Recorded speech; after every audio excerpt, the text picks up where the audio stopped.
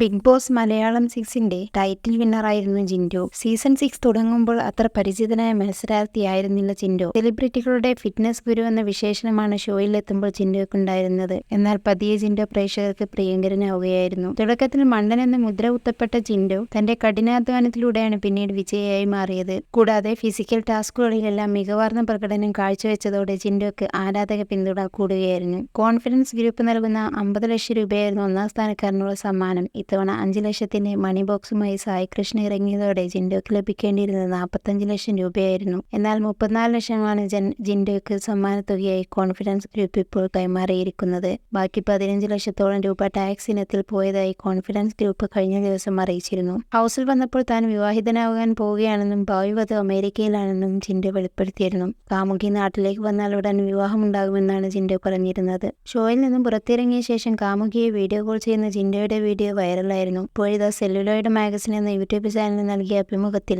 ഭാവി വധുവിന്റെ പേരും മറ്റു വിവരങ്ങളും വെളിപ്പെടുത്തിയിരിക്കുകയാണ്.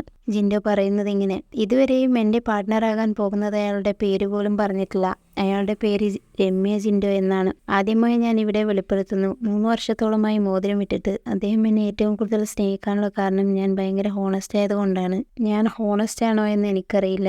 ഒരു വാക്ക് കൊടുത്താൽ ഞാൻ അത് ചെയ്യും. പറയുന്ന കാര്യങ്ങൾ പാലിക്കും. ഞാൻ സിഗരറ്റ് വലിക്കില്ല, കുടിക്കില്ല എന്നതാണ് അദ്ദേഹം എന്നെ ഇഷ്ടപ്പെടാനുള്ള പ്രധാന കാരണം. കുറച്ച് നാളായുള്ളൂ ഞാൻ വലിക്കാൻ തുടങ്ങിയിട്ട്. ഹൗസിൽ ചെന്നപ്പോൾ മുതൽ ഞാൻ വലിക്കുന്നുണ്ട്. 2 വർഷമായി തിരികെ നാട്ടിലേക്ക് വരുന്നതിനെ കുറിച്ച് ചോദിക്കുമ്പോൾ വരുന്നില്ലെന്നാണ് പുള്ളിക്കാരി പറയുന്നത്. കുടിച്ചാൽ എന്റെ പണി പാളും. ഞാൻ ആരെങ്കിലും പിടിച്ചിരിക്കും. മാത്രമല്ല എനിക്ക് പണി കിട്ടും.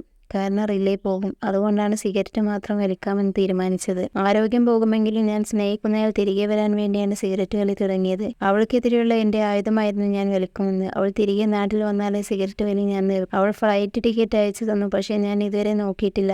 അവൾ ഹൈ പ്രൊഫൈലുള്ള ആളാണ്. സാമ്പത്തികമായും എല്ലാം പൈസ കണ്ട് മടുത്ത് കിടക്കുന്നവരാണ്.